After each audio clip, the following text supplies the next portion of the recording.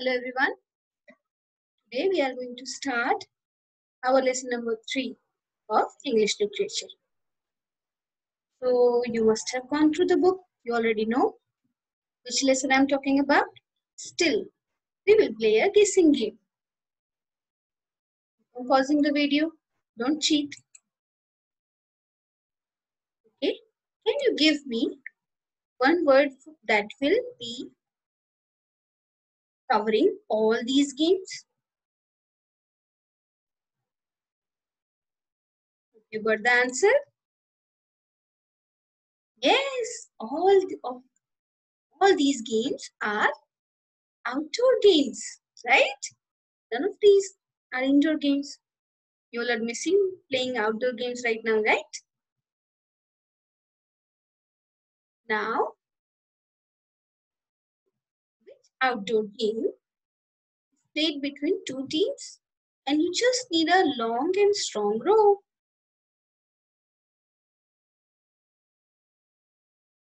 Here is another guess. Yeah, you are correct. Tug of war. Now, how do you play tug of war? The two teams face each other and you pull the rope. There's a line in between, and if you are able to drag the other team on your side of the rope, you win, right? But what is important here that these two teams, they face each other. That is a very important point. Why? We'll see.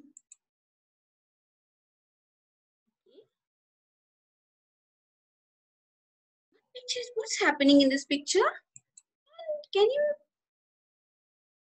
tell me what's happening? What exactly are these three pictures depicting? People playing pranks.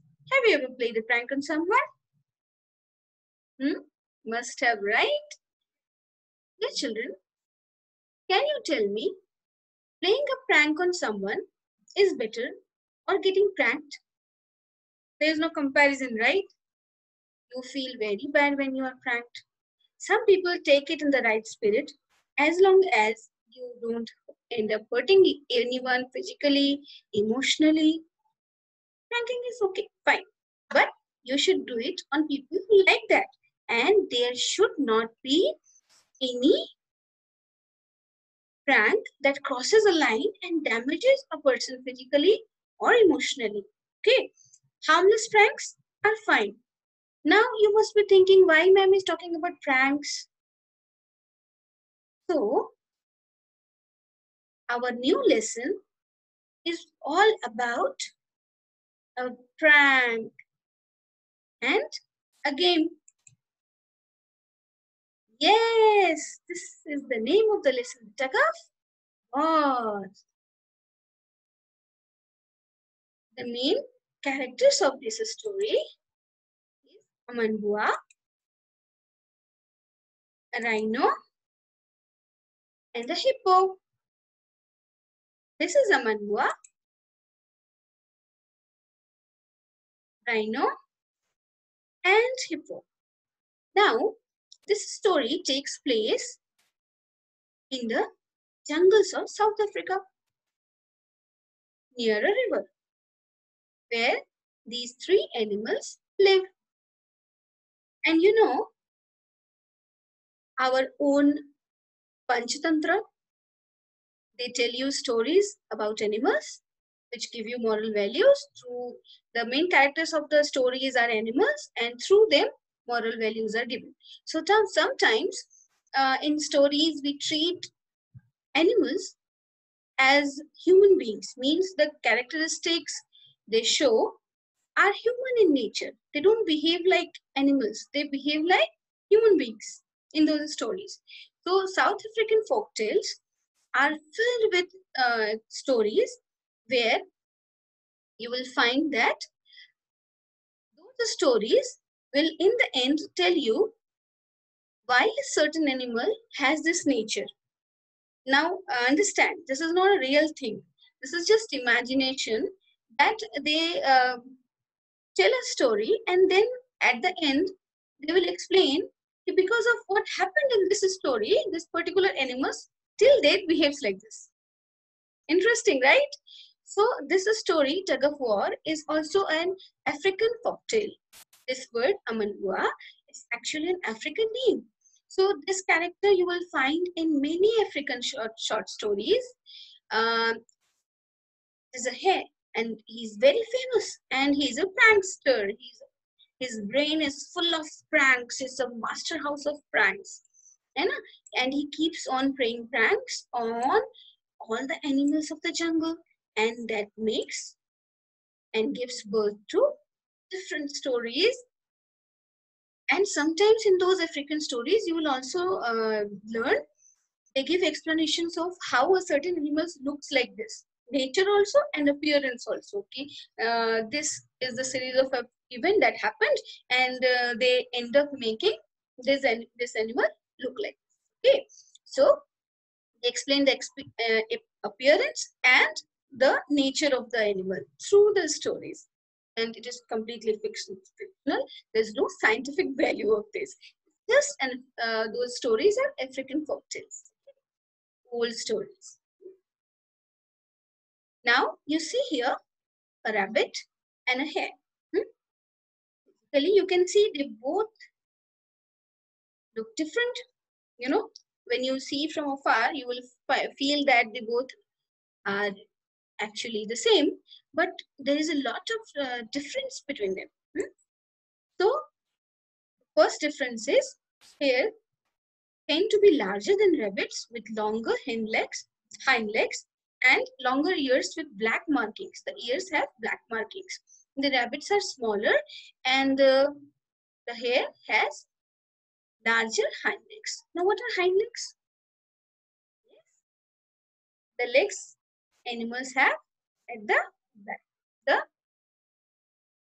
back legs of animals are called hind legs. So, why have I underlined hind? Because this also, apart from Amanhua, rhino, and hippo, is a very important character of the story. How? You come to know. Okay, so the story is set near River Zambezi in South Africa. Now, we will start our story.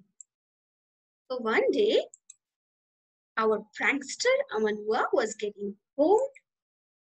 So he spotted two dignified old residents of the area, rhino and hippo.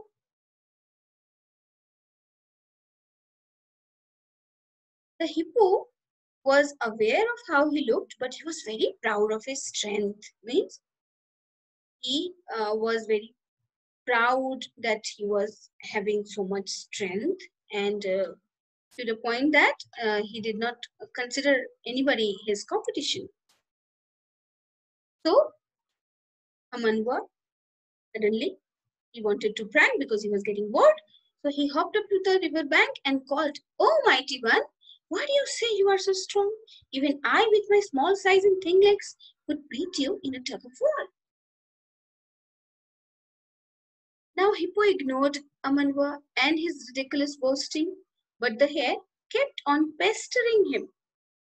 At last, Hippo replied in the hope of getting some peace and quiet, "A tug of war? All right, I'll show you my little long-eared nuisance."